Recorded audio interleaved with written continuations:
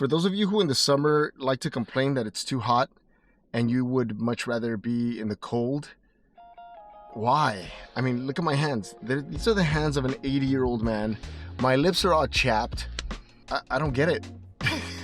I mean, you really like having a cold and a cough? I would much rather be hot and sweaty and drink a nice cold Coke or like an almost frozen bottle of water to cool you down than to be dry, cold, feeling like you're gonna get sick, joints are aching. You can't even enjoy a damn hot drink. I mean, you have to wait for it to cool down to a certain temperature before you can be like, oh, nice, right?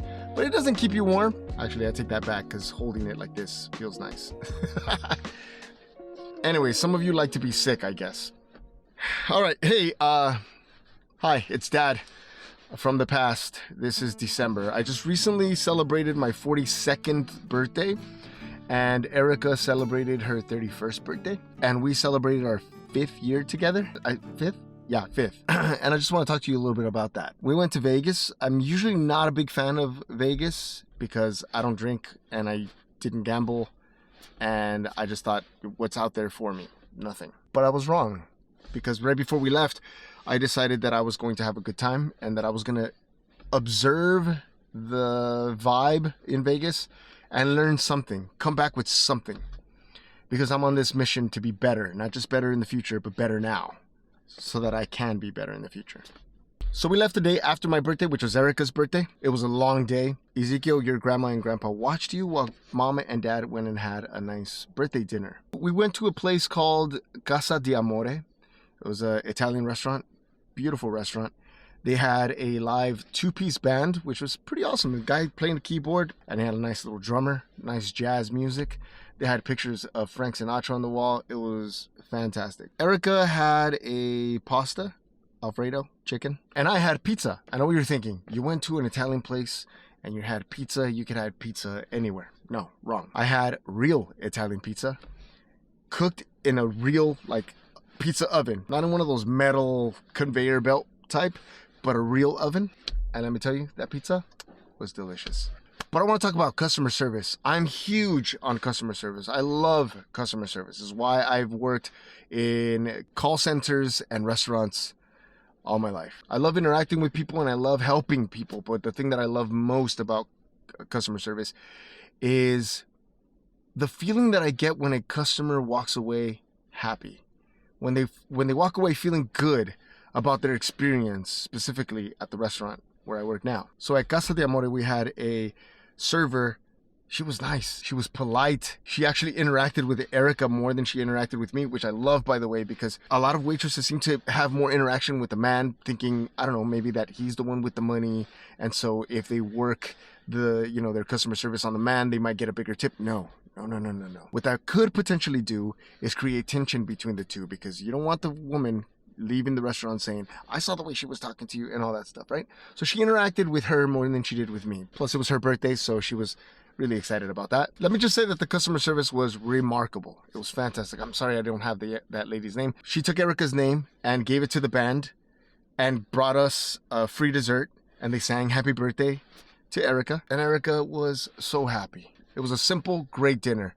The Uber driver that we had on our way to the hotel, though, man, that was an interesting character. He was just all over the place. He was like, he was pretending to speak Spanish, like he didn't really know Spanish, but he heard us speak Spanish, so he wanted to relate, but he was just saying nonsense. And that was poor customer service. But, I mean, I tipped him well anyway, because he got us there safely.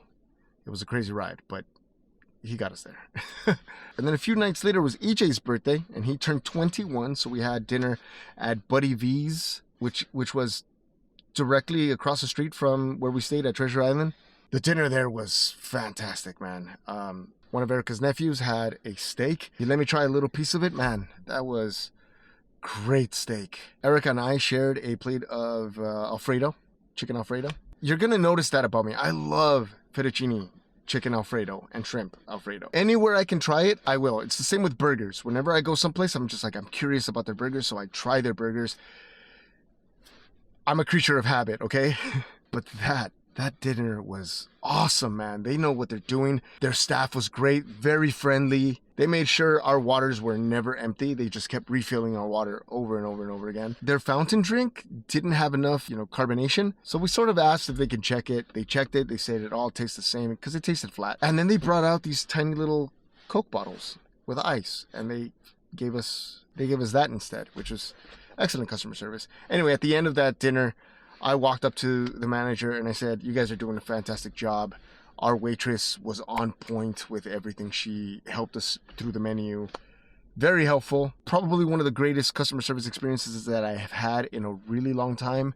And that says a lot because the bar has been set so low. I mean, you can literally just greet me when I walk in, and already you've provided the best customer service that I've had that week. I promise you. So kids, if you ever grow up to have some kind of job where you have to interact with people, please, if I'm still around, talk to me. Okay, I can help you. I'm good at that. I may be terrible at a lot of things, but I'm good at that. I promise you. All in all, it was a great trip. We enjoyed ourselves very much. I lost some money, but I came back excited to get to work, and I was excited to implement some of the stuff that I learned in Vegas. But wait, there's another customer service experience that just blew me away, and it's at a place where you're gonna get great customer service, and that's Disneyland. I only came across 3 people that seemed to be a little bit borderline rude to the guests. I'm not gonna put anyone on blast. It wasn't with me, but they showed a little bit of impatience with some of the guests, and one was just stepping on the line of rudeness. But I'm not going to highlight that. I'm going to highlight something else that I saw. While we had lunch,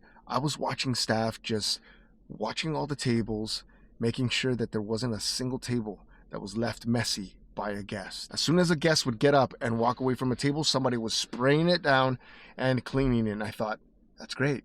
I think I should apply that at our restaurant and make sure that after a guest leaves, clean that table so that the next guest has a nice clean table to sit on and eat their meal. Number 2, I don't know if you've ever noticed this, but there's always someone walking around with a extended grabby thingy, making sure that there's no trash on the floor or up on the landscape. Another great practice. You don't want your guests walking in and seeing a messy, dirty restaurant. Let the customers see you clean. And notice that I didn't say pretend to clean so that the customers can see you and think that the place is clean. No, I mean, let them see you clean. Let them see you sweeping. Let them see you wiping something down. Give them the impression that you care about the business, that you care about cleanliness, and you care about their health, and you care about them.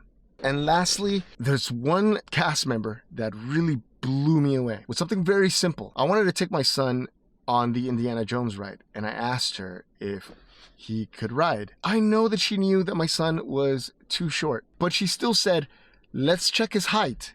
And as we walked to where they had the measuring thing, I noticed there's no way he's like this much too short, right?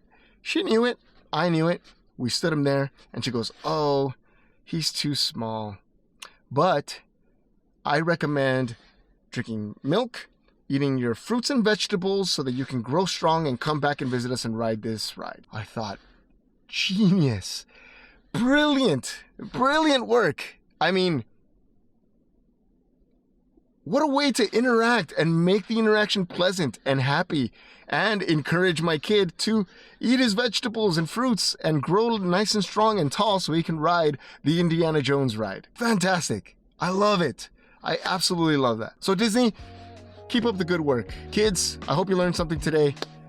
I love you so much. Remember to keep growing, keep being better. Not for me, not for the world, for yourselves. Keep growing, keep learning, keep gathering beautiful information and growing that beautiful little brains of yours, okay? All right, love you. Peace. Bye-bye.